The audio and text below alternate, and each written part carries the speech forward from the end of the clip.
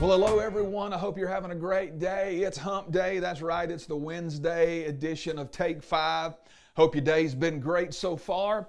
This week on Take 5, we're breaking down the message I preached this past Sunday. That message was entitled Waste or Worship.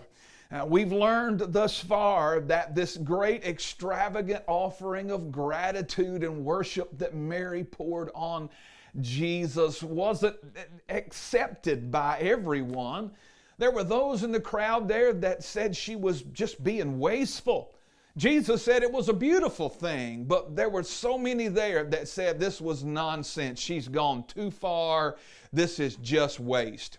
Hey, let me tell you something. Regardless of what you give to Him, when you give Him your all, it's never waste. It is always worship. We have learned that this kind of selfless devotion will cost you. It'll cost you materially, that is, it'll cost you time, resources, it'll cost you career, it'll cost you finances, it'll cost you possessions, but it's worth it at the end of the day to give Him your very best, because after all, that's what He did for us. Today I want to talk about the fact that it will also cost you socially and it will cost you criticism. Those are two things that we tend to struggle with. As a matter of fact, most of us struggle less with the material things than we do with the social things and the criticism. And so I want to talk to you about how that will cost you as well when you give Christ your all. When you begin to talk about how this thing cost you socially, you have to look at Mary and what she was willing to do.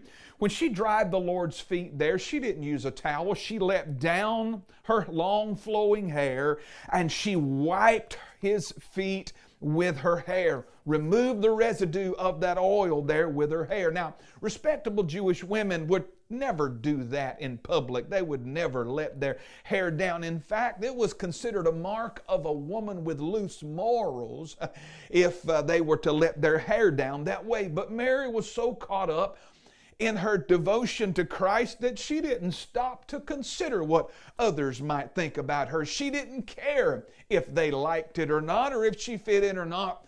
Her intent was to give Christ her very best. Like David dancing before the Lord as he removed his kingly robes and his crown, and he danced before the Lord in only an ephod. His wife said, "You're embarrassing yourself and you're embarrassing me." But David didn't care. He was honoring his God. God stood with David, my friend, and He will stand with you as well when you choose to give Him your very best. Mary's actions made the apostles uncomfortable, but Jesus was pleased with her sacrifice, and that is the most important thing. There's another guy in Scripture. His name was Enoch. There's not but like 5 verses in the Bible that talk about him, and 4 of them are found in the book of Genesis, where it talks about how old he was when he had his first child and how long he lived and things like that. But there's a verse in Hebrews chapter 11 that says, "By faith Enoch was translated or caught up to be with God, and he didn't die. And he had this testimony about his life before he was translated, and that was this: he pleased God." That's all he cared about.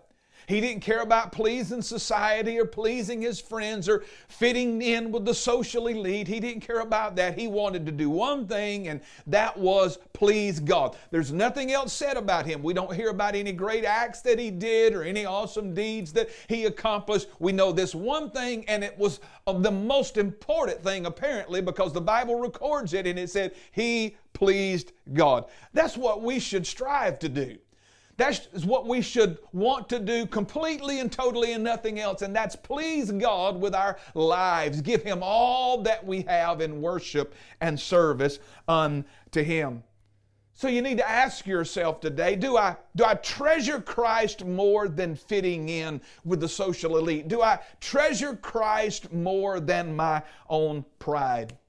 It will also cost you criticism when you offer this kind of selfless devotion. The disciples made fun of her and talked about her and rebuked her and scolded her, and Jesus defended her. It's amazing how that when you give yourself in this manner, that you'll find that even people in the church will condemn you for what you've done. But I've come to encourage you today.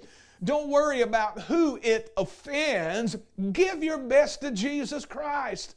That's the least that we can do.